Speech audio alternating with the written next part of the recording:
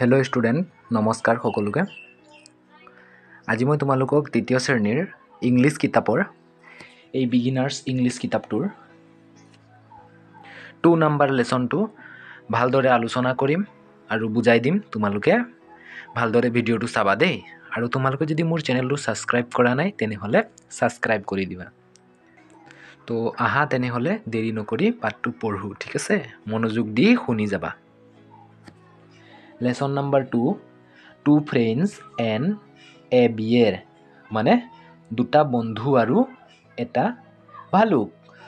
দুটা বন্ধু আৰু এটা ভালুকৰ কাহিনী, ঠিক আছে?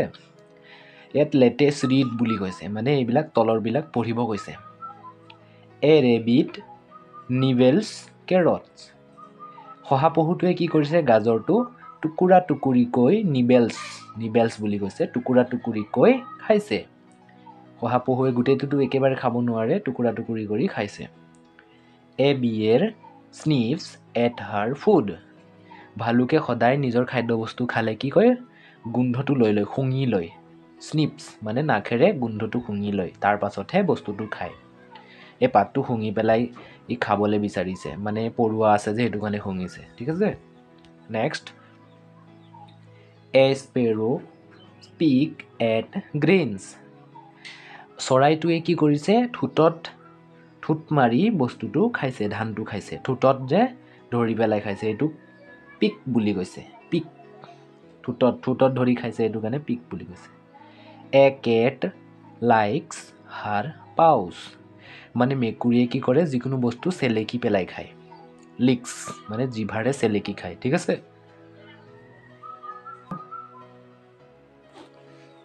A cow chews it is food.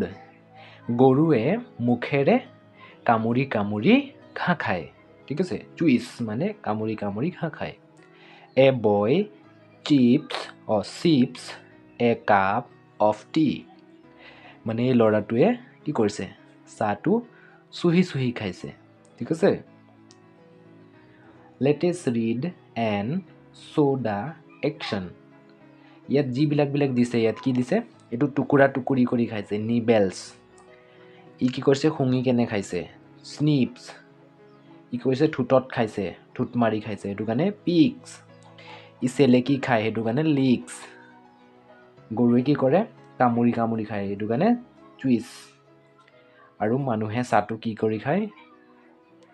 মানে চুপি চুপি খায়, সেইটো কাৰণে চিপ, ঠিক আছে? চুই স্নিপ পিক লিক নিবল চিপ। এতিয়া আমি মেইন পাৰ্টটোলৈ যাওঁ। এই পাৰ্টটো মই পঢ়াই দিম, মোৰ লগে লগে তোমালোকে পঢ়ি যাবা দেই।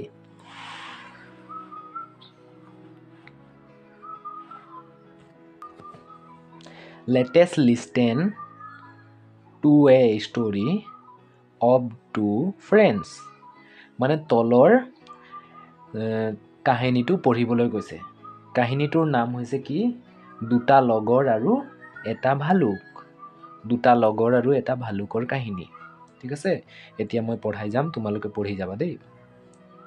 Anup and Tipin were friends. One morning they had to go to a village. ইয়াত কৈছে অনুপ আৰু টিপিন দুজন লগৰীয়া হয়। এদিন অনুপ আৰু টিপিনে ৰাতিপুৱাই এখন গাঁৱলৈ যাবলৈ ওলাইছিলে। But they had to cross a big forest on their way. The forest was full of wild animals. ইয়াত কি কৈছে? সেই গাঁওখন যাবলৈ হ'লে কি হয়? কাষতে মানে এই গাঁওখন যাবলৈ হ'লে এখন ডাঙৰ জংঘল পাৰ হ'ব লাগে। ডাঙৰ জংঘলখন পাৰ হ'লেহে এই গাঁওখন পায়। সেইটো কাৰণে সিহঁতে জংঘলেদি গৈ আছিলে, জংঘলত সোমাই গৈ আছিলে। মানে জংঘল এটা পাৰ হ'লে সেইখন গাঁও পায়। তো জংঘলত গৈ আছে, পিছত I am afraid of wild animals, said Anup. Don't be afraid. If you are in danger, I will help you. I promise, said Tippin. তাৰ পাছত কি হ'ল, জংঘলত গৈ আছে দুজন লগৰ। তাৰপিছত গৈ থাকোঁতে কি হ'ল, অনুপৰ ভয় লাগিলে। জংঘল মাজত অনুপক ভয় লাগিলে।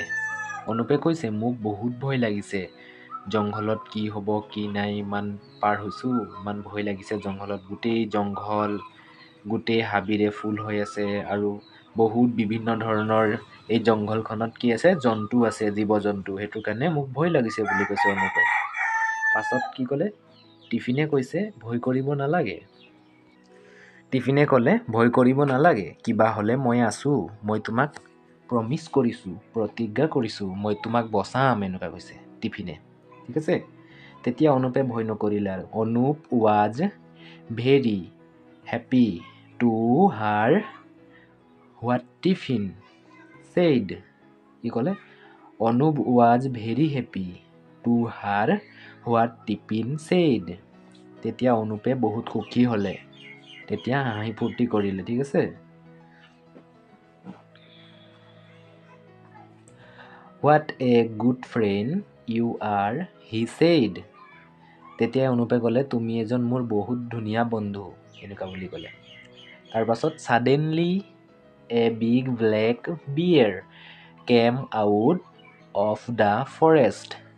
Anup and Tiffin were frightened. তাৰ পাছতেই কথা পাতোতে কি হ'ল, জংঘলৰ মাজৰ পৰা এটা ডাঙৰ কলা ভালুক এটা লাহেকে ওলাই আহিছে। এয়া।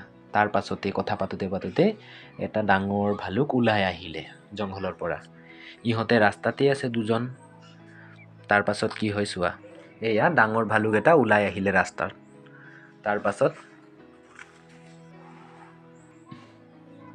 Tiffin forgot all about his promise.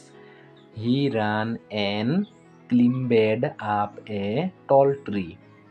তেতিয়া কি কৰিলে, টিফিনে ফটাফট দৌৰি গৈ তাৰ প্ৰতিজ্ঞা পাহৰি সি দৌৰি গৈ গছৰ ওপৰত উঠি গ'ল। এটা ডাঙৰ ওখ গছৰ ওপৰত উঠি গ'ল টিফিনে। পিছত এতিয়াতো অনুপ অকলে হৈ গ'ল। অনুপে কি কৰিব? অনুপৰ তাৰপিছত ইয়াত লিখা আছে, Anup didn't know how to climb a tree, but he remembered what his parents had said to him. A bear never touched a bad man's body. So Anup lay down on the ground as if he were dead.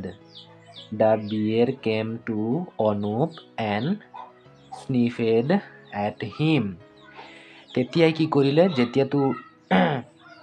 যেতিয়া ভালুকটো ওলালে, তেতিয়া tiffin আৰু অনুপ দুজন আছিলে। অনুপেতো ৰৈ থাকি গ'ল।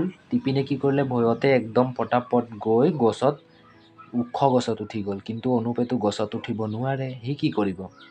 অনুপে তেওঁৰ মা দেউতাই কোৱা এটা কথা মনত আছিলে অনুপৰ, যে ভালুকে মৰা মানুহক কেতিয়াও নাখায়। সেই কথাটো মনত ৰাখি কি কৰিলে, অনুপে পটাপট মাটিত মৰা নিচিনা ভাও জুৰিলে, মৰা নিচিনা শুই গ'লে মাটিত। পিছত ভালুকটোৱে আহিলে, অনুপক শুঙিছে। ভালুকেতো সদায় শুঙি পেলাইহে চাই মানুহক খায় বা যিকোনো বস্তু শুঙি কেনে খায়। তো সি শুঙিছে, হেৰি কৰিছে। পিছত সি অনুপে মৰা ভাও জুৰি দিছিলে। পিছত ভালুকটোৱে ভাবিলে সি মৰি গ'ল, সেইটো কাৰণে পাছত ভালুকটোৱে নাখালে আৰু। তাৰ পাছত the beer thought that Anup was dead, so it slowly moved away and disappeared into the forest. Tippin now climbed down the tree. He wanted to know what the bear did to Anup. He said, "What did the bear do? Did the bear tell you something?" তেতিয়া কি হ'ল, ভালুকটোৱে শুঙিলে, ভাবিলে মৰি গ'ল অনুপ, তেনেকুৱা মৰি গ'ল বুলি ভাবিলে আৰু ভালুকটোৱে গুচি গ'ল আৰু জংঘলত সোমাই গ'ল, নাইকিয়া হৈ গ'ল। তেতিয়া কি কৰিলে, টিপিনে গছৰ ওপৰৰ পৰা নামি আহি অনুপক সুধিছে যে, অনুপ, তোমাক কিয় নাখালে ভালুকটোৱে, আৰু ভালুকটোৱে তোমাক কি ক'লে, এনেকুৱা সুধিছে। পিছত আৰু অনুপে কি ক'লে, অনুপে কৈছে যে, যোনে তোমাক বিপদত সহায় নকৰে তেওঁক বিশ্বাস কৰিব নোৱাৰি, বিপদত সহায় কৰাজনেই পৰম বন্ধু বুলি ক'লে। তেনেকুৱা কৈ দিলে, টিপিনক কৈ দিছে, ঠিক আছে। লাষ্টত Anup reply, the beer told me never trust someone who does not help you. যোনে তোমাক বিপদত সহায় নকৰে তাক তুমি বিশ্বাস নকৰিবা বুলি ক'লে, ঠিক আছে। তো এই পাৰ্টটো ইমানতে শেষ হ'ল।